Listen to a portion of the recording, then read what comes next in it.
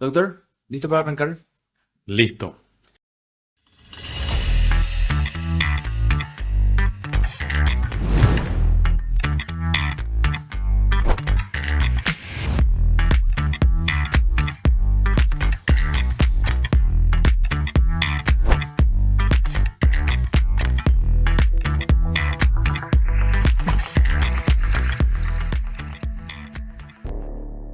No es novedad que el sistema de justicia es utilizado para cosas muy alejados de lo que realmente debería ser. En su momento, en diferentes espacios contamos cómo el clan González Daer utilizaba al sistema judicial paraguayo para cobrar deudas provenientes de la usura, de los préstamos usurarios, llevando al borde de la quiebra económica, sentimental y psicológica a algunas de sus víctimas. En los últimos meses volvió a salir a la luz un sistema no igual, aunque parecido.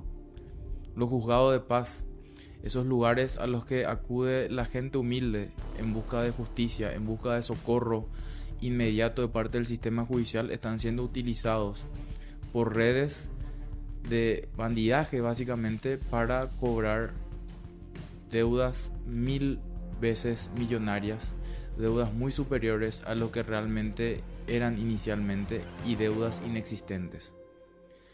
En los juzgados de paz se tramitan pagarés donde la persona que pagó su deuda resulta que tienen que seguir pagando por mucho tiempo, o incluso personas que nunca firmaron documentos tienen que pagar deudas que realmente no existen. Todo salió a la luz debido a un caso en el que un amigo, una persona amiga del doctor Jorge Rolón Luna, quien nos acompaña en esta edición de Sin Filtro, decidió pedirle ayuda. Porque una mujer adulta mayor estaba teniendo que pagar por un préstamo que nunca firmó, un pagaré que ella nunca vio en su vida, y luego de haber padecido un ACV que la imposibilitaba de firmar ese tipo de documentos.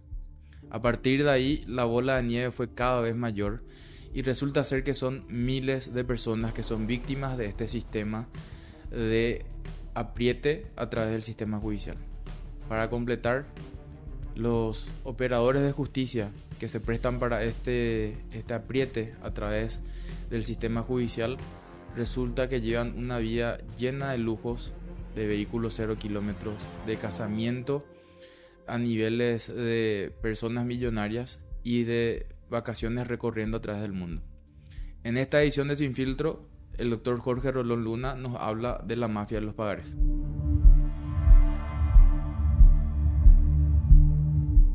¿Qué es la mafia del pagaré que venís denunciando hace ya casi 2 meses por ahí? Si no es antes, de hecho, ¿verdad? Pero por lo menos en redes hace 2 meses. Bueno, voy a tratar de no ir por la rama porque en realidad alguna vez ya escribí algo sobre esto hace como 2 años, cuando me empecé digamos, a interiorizar del funcionamiento de esto.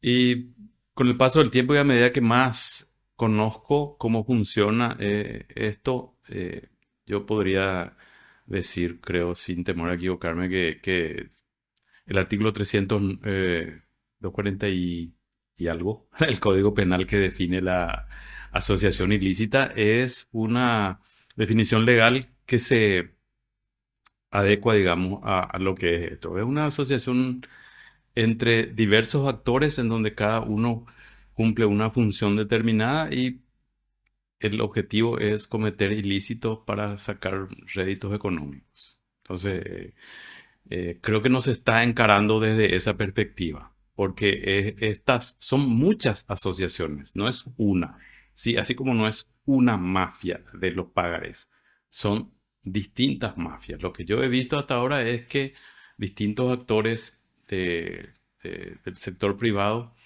que pueden ser empresas de cobranza, que pueden ser casas de crédito, financieras, estudios jurídicos, se asocian y tienen algún acuerdo con juzgados de paz diferentes. Entonces no es que haya una cabeza ni es una organización que tenga una especie digamos, De líder capo, como único, decís. claro, allá de capo di tutti capi allá arriba planeando por sobre todo. los actores de esto. Entonces son distintas asociaciones, son distintos términos, uno supone. Entonces tal empresa tiene muchísimos casos en tal juzgado, tal otra empresa o casa de crédito, empresa de cobranza tiene tratos o acuerdos con tales juzgados y así funciona. ¿Y cuál es el objetivo? Eh, Cobrar deudas que muchas veces ni siquiera existen. En otros casos, volver a cobrar deudas ya pagadas. Y en otros casos, a través de la extorsión, hacer que una deuda que tenía un valor total de 5 termina teniendo un valor total de 50 o de 70 o de 80. Y muchas veces esa operación de ir sumando números y ceros a las deudas se vuelve a repetir otra vez. Eso es lo que yo he observado, es lo que los testimonios y las pruebas que tenemos hasta ahora demuestran. Esta asociación lo que hace es expoliar a miles de personas y lo ha hecho a lo largo de muchos años y sigue tan campante como estuvo hace 10 años. Hoy, a pesar de lo que está sucediendo hoy, yo hoy conversé con una persona que me mostraba los mensajes y las llamadas que recibió de una empresa de crédito, reclamándole una deuda inexistente. Hoy está pasando esto. Es que cuando se revela, por decir alguna forma, ¿verdad? Porque era algo que se sabía, el famoso esquema de Ramón González Dar y Sí. de su hermano Oscar, de la utilización sistemática del sistema judicial, valga la redundancia. Y cae Ramón, uno decía, bueno, terminó, ¿verdad? Pero al fin y al cabo era a rey muerto, rey puesto, ¿verdad? O sea, era un esquema no tan grave probablemente porque no se llega a casos penales, o más así seguramente si es así o no, pero igual el sistema judicial sigue siendo utilizado entonces para cobrar deudas y hasta deudas inexistentes o deudas ilegales. Bueno, el caso de González Dar es un caso diferente, pero no tanto, en el sentido de que muy bien tú señalaste, tiene en común con estos otros esquemas que yo estoy señalando, y hablo en plural porque son diversos y las modalidades son variadas, que utilizan al sistema de justicia para sus aprietes, porque eso son prácticas extorsivas.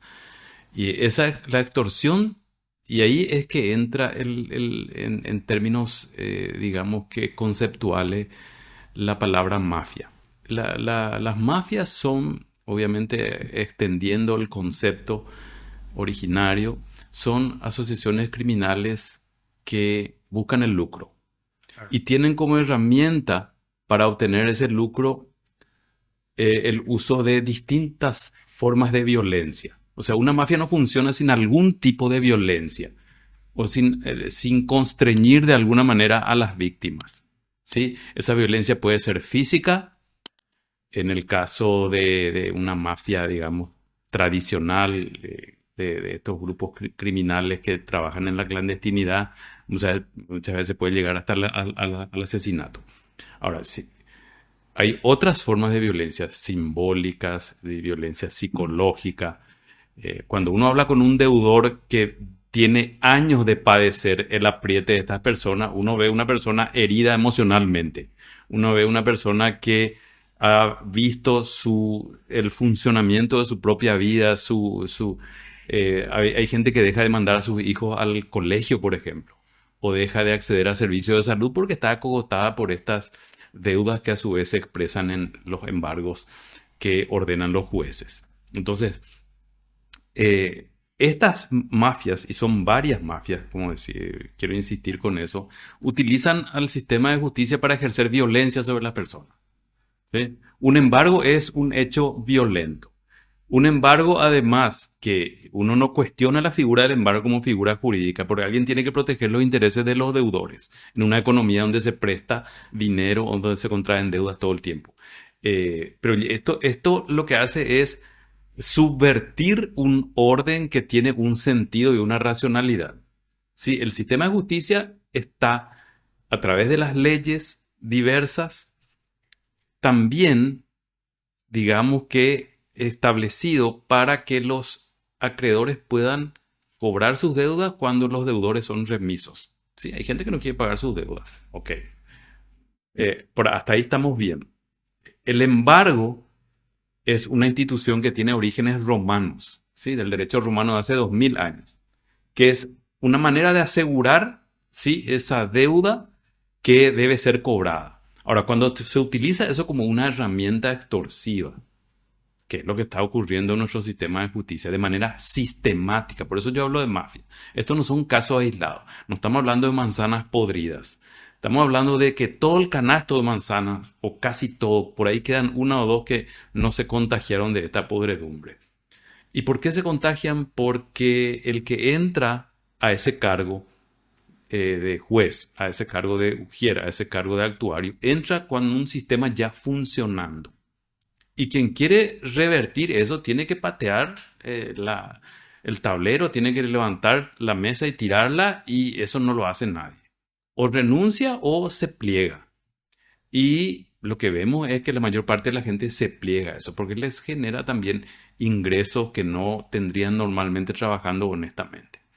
Entonces hay también una cultura de la corrupción que tolera esto y que hace que esto se autorreproduzca. Es lo que Humberto Maturana llama un sistema autopoiético. ¿Sí? Es un sistema que se autorreproduce, se autorregenera y va extendiéndose en términos institucionales, territoriales y con el tiempo. Entonces es difícil romper eso. Es lo mismo que lo que ocurre en la policía, donde también los niveles de corrupción y de inficionamiento con el delito son altísimos. Un chico que sale de una academia policial, va a una comisaría, ¿y qué es lo que ve? Ve que el comisario y los policías que están a cargo de ese comisario tienen como misión principal recaudar, ¿sí? De cualquier forma y de cualquier manera. ¿Qué va a hacer? Van a denunciar al sistema, pone en peligro su propia integridad física. Entonces, eso es lo que está pasando porque es un modo ya de funcionamiento del sistema. Entonces, esto es muy grave en el sentido de que cuando yo me puse en contacto con este sistema mafioso, lo hice casualmente porque yo no litigo en el ámbito civil. De hecho, litigo muy poco.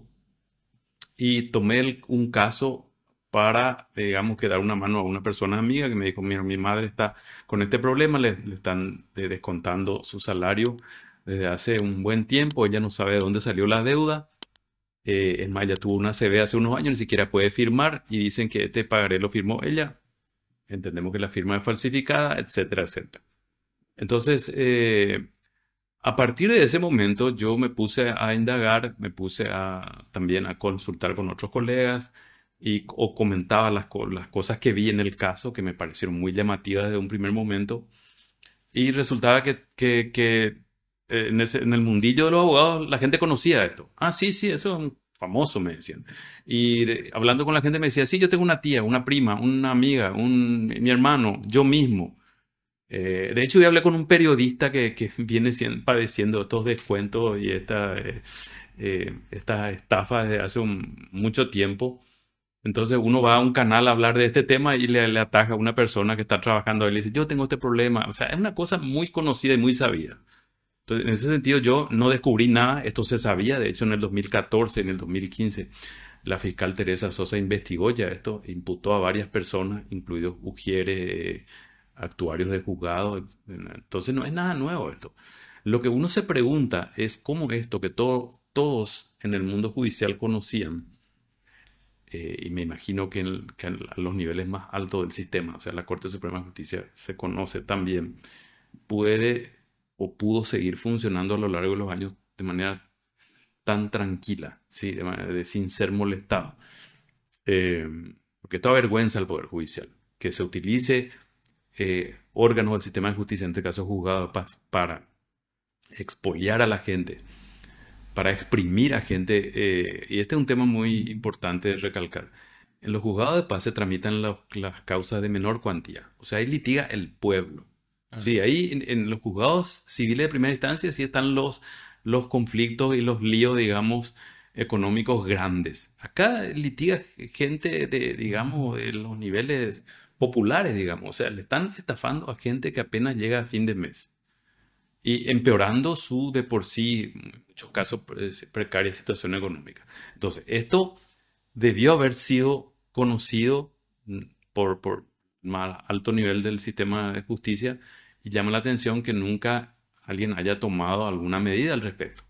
Lo que dicen algunos mal hablados, y yo que lo repito, es que incluso en algún momento hubo algún ministro de la Corte Suprema de Justicia, digamos, con intereses en este tipo de operaciones, y que incluso hoy habría alguno que otro también con intereses en este negocio ilegal. Y eso es muy grave. ¿Cómo funciona el esquema, Edgar? Para que la gente entienda, porque evidentemente más de alguno habrá tenido algún problema con una deuda que no le dolía en el pagaré, pero ¿qué es lo que evidenciaste vos en este caso en particular? Y a partir de ahí, como algunos de los casos que vos recuerdes, o digamos lo que más te haya indignado. Sí, yo decía justamente al comienzo de la entrevista, son varias modalidades, ¿sí? Pero todas las modalidades descansan y funcionan sobre la base siguiente. El demandado no se entera nunca de que fue demandado. Entonces ahí es que los famosos ujieres, que son las personas que notifican las decisiones que se toman en un juzgado, pues sea un juzgado de paz, un juzgado de garantía penal, lo que fuere. Estos ujieres fraguan notificaciones.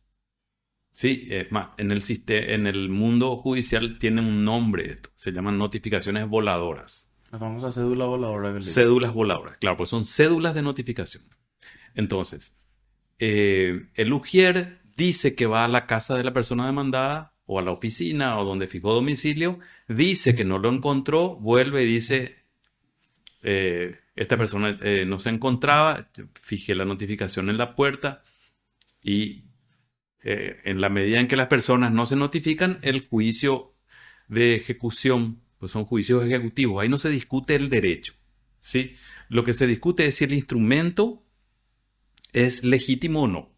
No se discute el origen de la deuda, ¿sí? Por eso se llaman juicios ejecutivos. Tiene un trámite, digamos que prácticamente de urgencia, rápido. Entonces, el pagaré está, sí, vino el demandado y reconoció su firma, no reconoció su firma, y ya digamos que se llega a una sentencia. Entonces, desde el momento en que la persona no es notificada, ese juicio continúa, no se detiene, ¿sí? Hay una indefensión del demandado y se procede a embargar el salario de la persona, ¿sí? Y los embargos van mes tras mes tras mes. Cuando la persona se entera del primer embargo, del primer sueldo embargado, trata de encontrar dónde está el expediente y no encuentra nunca, ¿sí? Para defenderse. Por eso es que hace unos días en una de estas empresas de crédito aparecieron 10.000 expedientes en cajas. Estaban en la empresa esta de cobranza, no estaban en el lugar donde debían estar. Entonces, ahí ese es el segundo momento. Esas personas no encuentran o cuando encuentran, sí, acá este expediente es de aquí, pero el juez se inhibió y se envió a tal lugar. Ese lugar puede quedar a 10 kilómetros, a 20. O incluso la persona va a ese lugar y no, vuelve a no encontrar el expediente. Nunca encuentra el expediente. Otra característica también de estas estafas es que la persona vive en Asunción y es demandada en Ciudad del Este, o viceversa. Claro. En el caso que me tocó a mí, la persona vive en Limpio y fue demandada en Caraguatán. Entonces, ¿cuánto cuesta mandar un abogado a viajar 150 kilómetros, ida y vuelta, su tiempo, el combustible? Otra cosa que he comprobado es que la mayor parte de estas personas, si es que por ahí tienen la posibilidad de encontrar el expediente o de defenderse, no tienen los recursos económicos para pagar un abogado. No tienen. Entonces, a mí me hizo reflexionar mucho eso sobre el tema de la defensa pública. Yo creo que la defensa pública en nuestro país, el Ministerio de la Defensa Pública, debería ver la posibilidad de asignar recursos y recursos humanos y financieros de infraestructura, lo que sea, a ocuparse de estos casos. La mayor parte de las personas no tiene defensa técnica. Defensa técnica es abogado.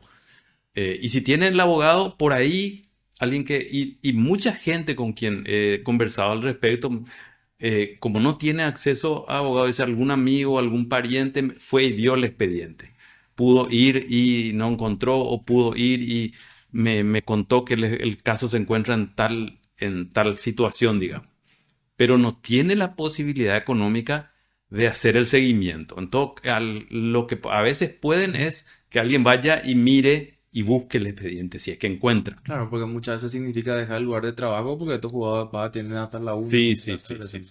Entonces, así, digamos que se está diseñado este modelo para que estas demandas prosperen, avancen, con la cancha libre, digamos. Se procede a los embargos.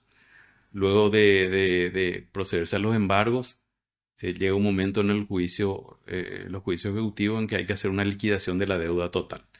Y ahí muchas veces los juzgados son cómplices de estas liquidaciones, porque se fijan sumas astronómicas en materia de gastos de justicia, de intereses. Entonces una deuda de 2 millones termina siendo 21 millones, 30 millones. Hay gente que ha empezado con una deuda de esos montos que mencioné y termina pagando 10 veces más. Entonces hay gente que no, y es una espiral, ¿sí? Hay gente que me ha contado también, yo he visto casos, cuando digo me han contado es que he visto los documentos, digamos que los expedientes y un mero relato nada más, que ruega para que llegue, digamos, el mes de septiembre, porque ese mes de septiembre supuestamente termina de pagar su deuda. Cuando termina de pagar su deuda, pide los pagarés y no se los devuelven. O sea, es otra de las formas de funcionamiento también de este, digamos, sistema de estafa. Los pagarés no se los devuelven, se los ocultan. Muchas veces las personas o los estudios jurídicos que demandaron no tienen una dirección. Uno va al lugar donde fijaron domicilio, no encuentra nada. Entonces esos pagarés vuelven a ser utilizados para ser demandados. Entonces esa persona que rogaba para que llegue el mes de septiembre y saldar su deuda, se encuentra con un nuevo embargo en el mes de noviembre, porque lo volvieron a demandar otra vez. Y es un círculo interminable, ¿sí? Un ciclo interminable de deudas y de embargo. Y hay gente que está 10 años con... Imagínate que tu sueldo por 10 años te embarguen. O sea, ponete en el lugar de esa persona. Yo un mes que me embarguen algo injustamente, no sé, voy a patalear, no voy a tolerar una injusticia como esa. Hay gente que llega cierto momento en que es como que se resigna. Sí, ya después le pagué nomás ya todo. Yo pensaba ya que con eso me iba a librar. Y sí, pagué 4 o 5 veces más, pero ya no podía soportar más los embargos, dice esa persona. Y luego vuelve a ocurrir. El sistema, estos pagarés van circulando por el sistema. Y las personas no se pueden defender. Que de hecho, hablando del tema pagaré, llegó un momento en una sesión de la Corte Suprema de Justicia que fue un motivo de debate, la utilización de estos pagarés, ¿verdad? Sí. Pero uno decía que es una cuestión de cultura y otro decía que es un nivel de bandidaje bastante alto, ¿verdad? Sí. Esa cuestión de los pagarés no devueltos es, primero hay que situar en su verdadera dimensión lo que pasa realmente con eso. No es que la gente es negligente nomás. Deben haber casos de negligencia. De igual manera, podemos volver a eso después. De igual manera, el sistema tiene que precautelar que un pagaré no vuelva a ser ejecutado. Claro. Pero volvamos atrás. Vamos a suponer que esa persona no fue negligente e intentó recuperar. Esos pagarés son escondidos, son negados a las personas. O sea, esta mafia tiene como objetivo no devolver nunca el pagaré.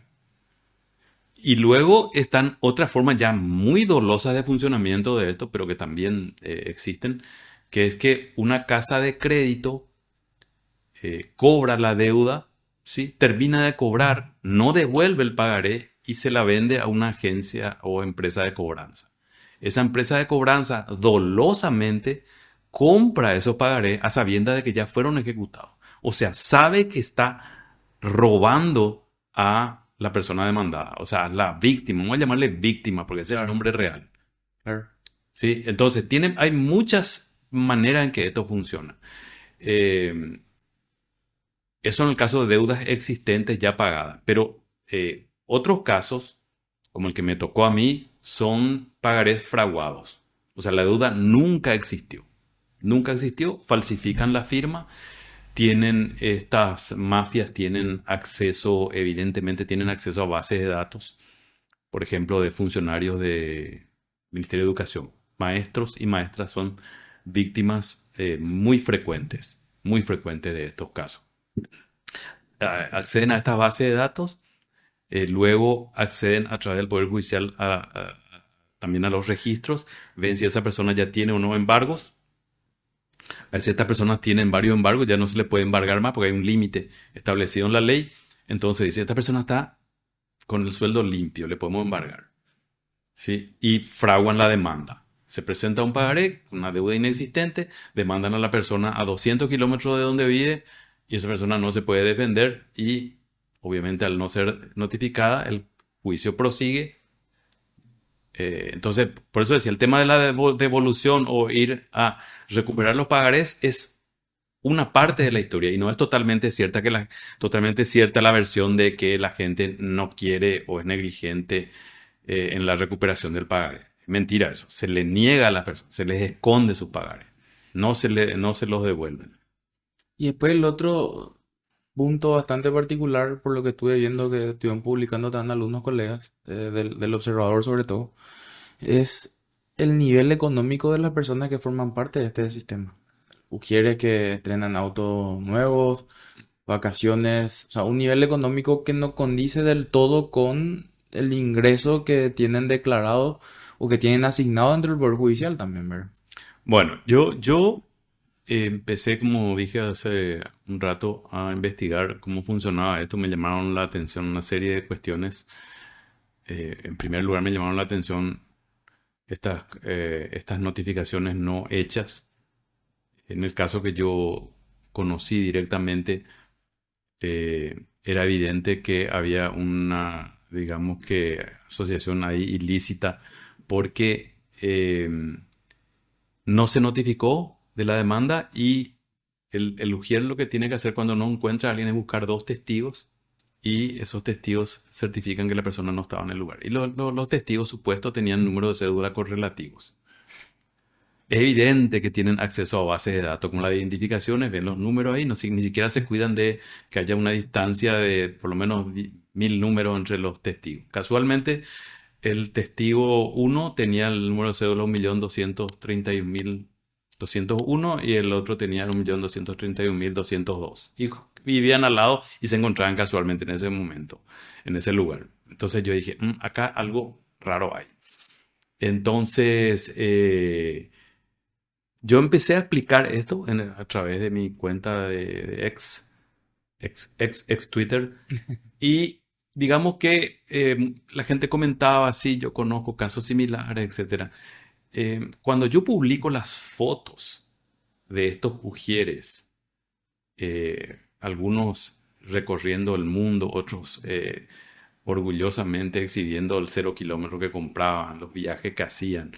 El caso de una ujier casada a su vez con un actuario, ambos trabajan en el mismo juzgado, festejando su casamiento en un lugar de esos, donde hacer una fiesta cuesta muy caro, no voy a decir el nombre, pero uno de esos lugares donde la alta sociedad hace sus fiestas, una fiesta en donde actuaba un grupo muy conocido y uno dice, bueno, yo después me puse a preguntar, bueno, ¿cuánto cuesta un casamiento de este tipo? Y la gente me decía, mínimo 600, 700 millones de guaraníes por lo bajo, dependiendo de la cantidad de gente, pero bueno, entonces un mujer que gana 3 millones no puede hacer eso. Claro. Entonces, a mí me pasaron esas fotos. Cuando yo empecé a escribir, me pasan estas fotos y yo publico. Ahí explota. Mientras no se habían publicado las fotos, no explotaba el asunto.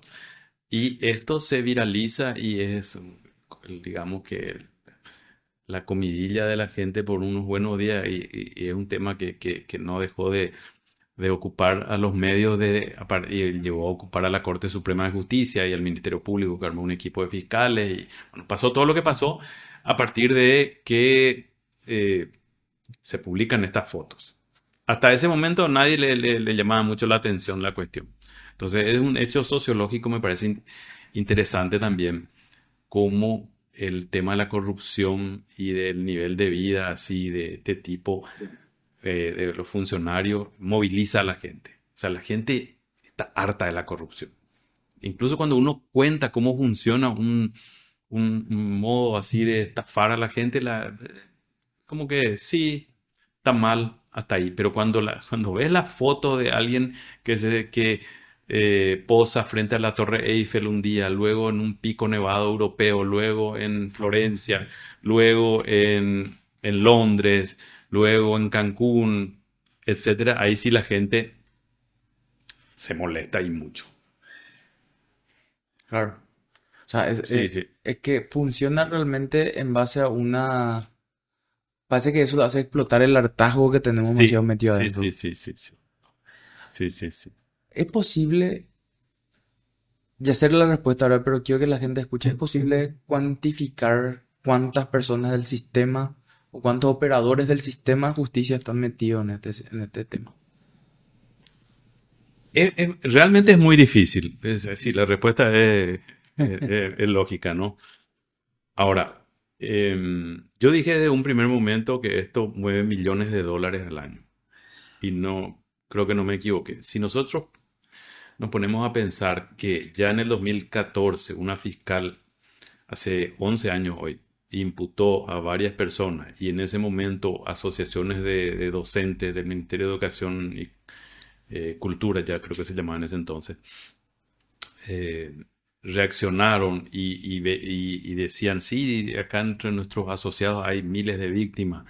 Y que esto siguió a lo largo de todos estos años, de que ahora explota y uno ve la cantidad de gente que denuncia en distintos lugares del país. Si uno ve que hace unos días un comité, perdón, una comitiva fiscal, ellos no usaron la palabra incautación, pero muy comedido a la hora de hablar. Dijeron, la empresa puso a disposición 10.000 expedientes. 10.000, estamos hablando, 10.000 expedientes son 10.000 demandas que tienen como demandadas a 10.000 víctimas, yo les llamo víctimas, y en un día, en una empresa de cobranzas, de las varias que hay que se dedican a tiempo completo los 365 días del año a esto, estamos hablando de millones de dólares por año. Estamos hablando de mucho dinero, muchas víctimas, muchísimas. Miles de víctimas. ¿Hay, hay alguna posibilidad real de que esto termine alguna vez? ¿O es simplemente, como decíamos hace rato, es a rey muerto, rey puesto? Que termina ahora un rato, sacuden un poco y después vuelve el sistema que vos decías, ¿verdad? Autogenerarse, autorrecuperarse, autorreproducirse. Bueno, yo creo que el ser humano es capaz de todo. Sí, en ese sentido yo tengo algún tipo de fe y de esperanza. Más allá de que los hechos a veces tumben nuestro optimismo, ¿no? Pero el ser humano es capaz de lograr, imaginémonos todo lo que ha logrado a lo largo de la historia. En ese sentido es posible. Ahora, este es un modelo de estafa propio de estos tiempos de globalización. ¿Qué quiero decir con esto? Porque que cuando me puse a investigar descubrí que estas cosas pasan y son una plaga en Estados Unidos, por ejemplo, en la Argentina, en el Brasil. Yo en un primer momento pensé que esto era un invento local, como decimos coloquialmente, un invento de los perros. No. Esto funciona, se descubrió que hay una beta que consiste en cobrar deudas inexistentes o que acreedores abusivos que cobran más de lo que la deuda es en términos de monto, etcétera. La diferencia que yo veo es que en Estados Unidos, por ejemplo, la Secretaría de Comercio tiene, por ejemplo, hasta hace poco tenía una página en castellano. Ahora el presidente Trump cerró todas las páginas web del gobierno norteamericano en castellano. En esa página había un número 0800 de llamada gratuita para asesorarse ante acreedores abusivos. ¿Sí? O sea, el Estado de alguna manera presta asistencia a las personas que se enfrentan a estos acreedores abusivos. También realiza campañas educativas de cómo actuar ante este tipo de situaciones, ¿sí? Y acá funciona igualito. Hoy lo he visto con una persona que estuvo en mi oficina, pero ya lo he visto muchas veces. Reciben llamadas telefónicas o mensajes de texto y le dicen, usted tiene una deuda, pase a pagar. La persona dice, no sé de qué me habla, le dice la persona que recibió el mensaje. Entonces, ¿por qué no quiero hablar con usted? Le llama, le maltrata, le dice usted es un bandido que no paga su deuda. Aquí usted nos debe tanto, pero si yo ya pagué, no, usted no pagó nada. Entonces empieza siendo digamos que un reclamo verbal, donde se dice usted paga tanto y se libra de esto. Obviamente es un monto súper inflado. Entonces la persona generalmente no tiene ese monto o a veces tiene y se va y paga y después le vuelven a demandar, pero ese es otro tema. Entonces, ¿cómo actuar ante una situación de ese tipo? El FBI, las policías estaduales, las policías locales están detrás de estos estafadores, ¿sí? Hay una política criminal en Estados Unidos, lo he investigado como estoy contando, en el sentido de perseguir, así como se persigue a los narcotraficantes, como se persigue a los terroristas, como se persigue a los violadores seriales, etcétera, se persigue esto. Acá en Paraguay, la diferencia es que no solamente partes del sistema público estatal, el sistema de justicia, se asocian, sino que hasta hoy día, creo que eso es lo que va a cambiar, o está cambiando, no reconocíamos la existencia de esto. No, es más, creo que hasta ahora alguno que otro dice, no, una cuestión cultural, no existe. Lo primero que tenemos que hacer como sociedad es reconocer la existencia de estos esquemas, ver cómo funcionan, ¿sí? Indagar. Ahora recién la Fiscalía creó un equipo de fiscales especializados en delitos económicos. Al comienzo le tiraron el fardo a una fiscal de una unidad barrial que me llamó a declarar a mí también. Y yo dije desde el primer momento, bueno, esta fiscal no tiene los medios, ni la experticia, ni la capacidad como para enfrentar esto, que es una cosa masiva, enorme. Esto no es un casito así. Entonces, reconocer que existe y actuar contra estas mafias desde una perspectiva de política criminal. O sea, identificar, acá hay un problema. Y en este problema están metidos casas de crédito, están metidos agencias de cobranza, están metidos juzgados de paz. Para estafar a la gente. Y apuntar a ese esquema. Son una red. En realidad son redes de criminalidad que funcionan en distintos ámbitos geográficos. Funciona en Ciudad del Este, funciona en Asunción, funciona en Limpio, funciona en Roque Alonso. Y la manera de desbaratar esto es reconocer la existencia de esto y tener una política concreta de ataque a estas mafias sobre la base del conocer cómo funcionan.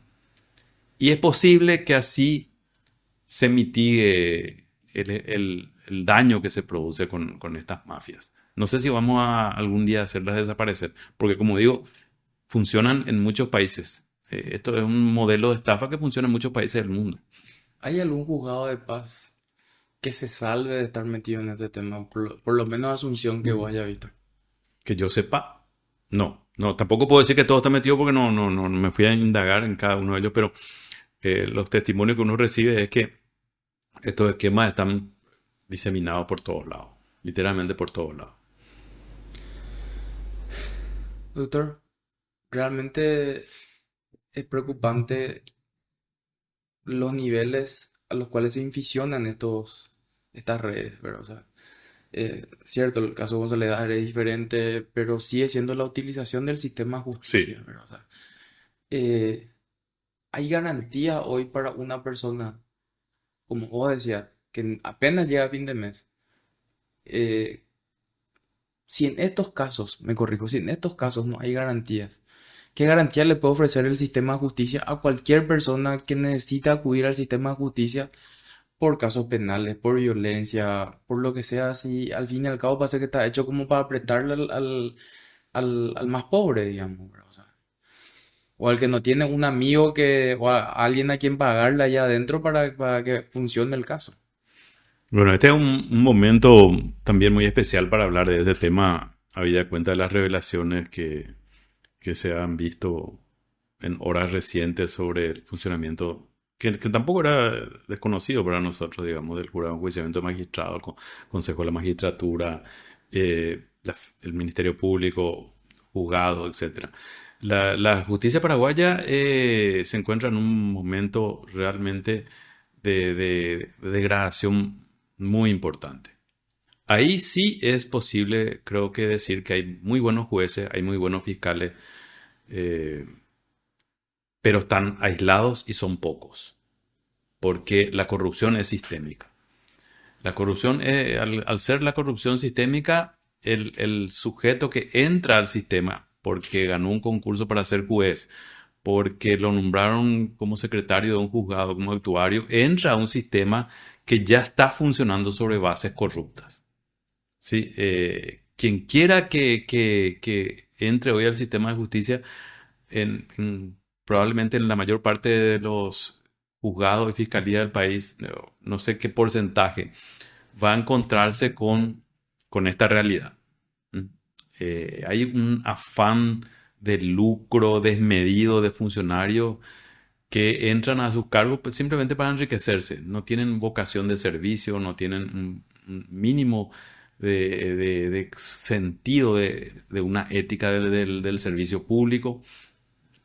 Y eso lamentablemente está muy extendido. Está muy extendido. Y yo creo que empieza todo con el proceso de selección de jueces. O sea, yo creo que si tenemos las personas que tenemos en el Consejo de la Magistratura, y que ese Consejo de la Magistratura con esa clase de personas no puede funcionar bien. Yo mismo he presentado una acción de inconstitucionalidad, seguramente conoces, un miembro del Consejo de la Magistratura no le gustó al poder actual y lo destituyen cuando su mandato, que es de cumplimiento obligatorio, no había llegado a su fin. ¿Sí? Y nombran a otra persona.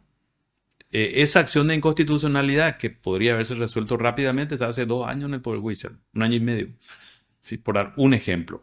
Y luego tenemos los casos de violencia familiar, por ejemplo. ¿Sí? Tenemos gente que es denunciada por violencia familiar y al minuto está presa. Tenemos otras personas que son denunciadas por violencia familiar y no pisan una comisaría.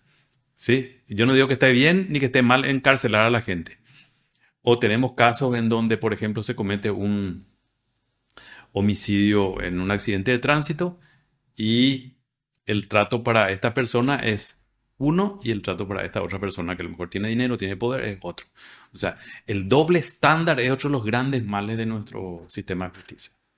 Se mide con distintas varas a las personas. Entonces, la gente que no tiene la posibilidad de tener buenos abogados, que no tiene capacidad económica, decía un profesor mío, un maestro, Alberto Binder, que es uno de los que asesoró para el nuevo, ya no está el nuevo Código Procesal Penal que está en nuestro país. El profesor Alberto Binder le dice, en uno de sus libros decía que ir a litigar en un sistema de justicia en América Latina es un deporte de alto riesgo. Sí, y en Paraguay es un deporte de altísimo riesgo. Sí, uno no sabe qué puede esperar, qué le puede esperar ahí. Lastimosamente así no. Me gustaría decir otra cosa, pero no se puede. Doctor, gracias por tu tiempo. Vamos a ir hablando durante. Hay demasiado para A contar. usted por el espacio y fue un gusto. El doctor Jorge Rolón Luna en esta edición de Sin Filtro.